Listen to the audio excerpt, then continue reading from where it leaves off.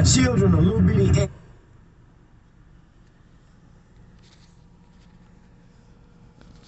Good afternoon, everyone.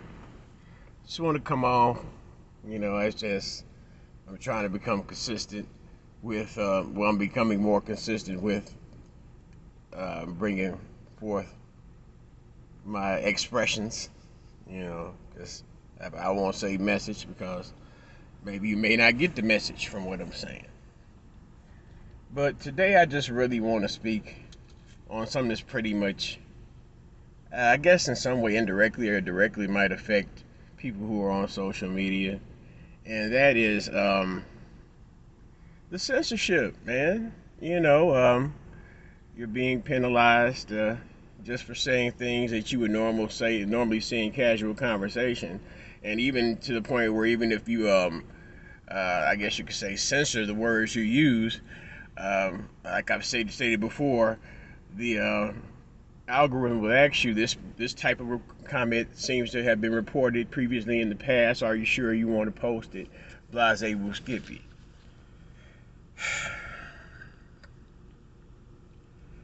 When your words are confined, you could perceivably say that your expression is confined. And usually, when you make an expression, it comes from your heart, or as some people may say, your spirit. So I guess you could argue that on the premise that the suppression of one's being able to express themselves via words is a confining of one's spirit. Why is this important? Because when you're able to express yourself freely and let people know what you may want, and most specifically what you may need from the society in which you live in, and you're able to speak and express that, whatever words and terms you may utilize that aren't necessarily harmful or dangerous to those who are innocent in the qualm you may have, that's a freedom. So now you have these grand platforms which are supposedly specifically, which have been from the initial stages, from what I recall, were used as public spaces. And in public spaces, uh, a general conversation, if someone happens to eavesdrop on your conversation, how could they come into your conversation and chastise you for what you're talking about? I mean, once you get to know what type of person that you may meet, you learn the characteristics of each individual you may meet. Like, say for example, I might meet a woman who doesn't say a cuss word, doesn't gossip or anything like that. I won't go to that woman doing my best. Doing my best. David Chappelle, profanity laden tirade in front of her. I would, if I have I don't want to say respectability, but yeah, respectability, because it's amongst my people. It's not necessarily among other races. You want to have something that expresses your character. But once again, I'm done. I'm getting off the plantation, so let me get back to the point. Um, the inability to speak in which way you want to speak. Uh, the in the window in which you type your status, it asks you what is on your mind. Now, if you can't state what's on your mind, you have to go through what they call, I don't know if these are bots or um, fact checkers.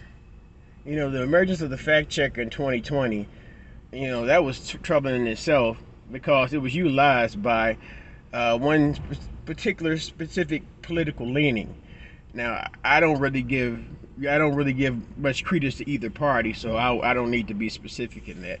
But now that particular political leaning is in office, these type of things that were built into uh, Facebook, which is used to be seem like a public situation, now that it's become private because you have investors. They built into these platforms these these overseers, these policers, um, Guardians. I mean, I'm trying to figure out a word that's kind of more benign, because at this point it's crazy to the point where even if you try to avoid using the particular terms, your account's been flagged as restricted. So the things that you may post have a limited span of viewership because of the algorithm. Plus, you're at the point where you can't even your post can't even really be seen. Now you might, I mean, I know I post some serious stuff, and I expect some of the serious stuff not to get much of an impression, but you get to the point where you're just posting silly memes and you get just a few reactions to them.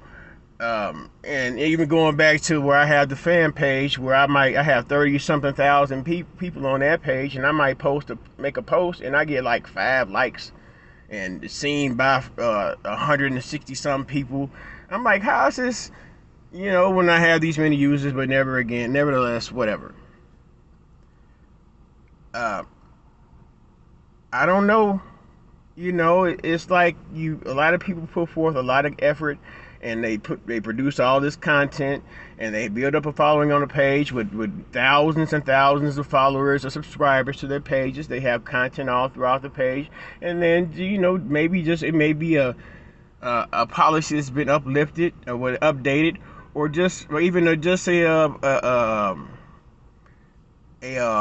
subscriber or someone who's come across your content that may have an issue with you, and they may make a report to the point where your channel reaches a strike or a restriction, and then at that point you get to the point where your account is just shut down and you've lost all your content, all the time and hours you put forth into producing something. I guess you always say you should have a backup, but still, you got to understand what I'm saying.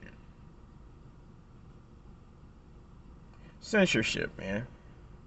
I mean, I understand you can't cry fire in a crowded theater, but you should be able to ask questions about things in which you are perceivedly told that you have to participate in. Now I'm gonna finish this off and just say Happy Thursday, everyone. Uh, you know, just get a little of this sunshine before I have to go in and work on the once again the proverbial plantation, which upon I receive my milk and honey and my blessings overflow. You don't give me talk bad about the gig. I ain't gonna give me talk bad. I'm not even gonna mention the name. I wouldn't, like I said, I would never tell anyone any place that I work. And I mean, my account says self-employed, and I am.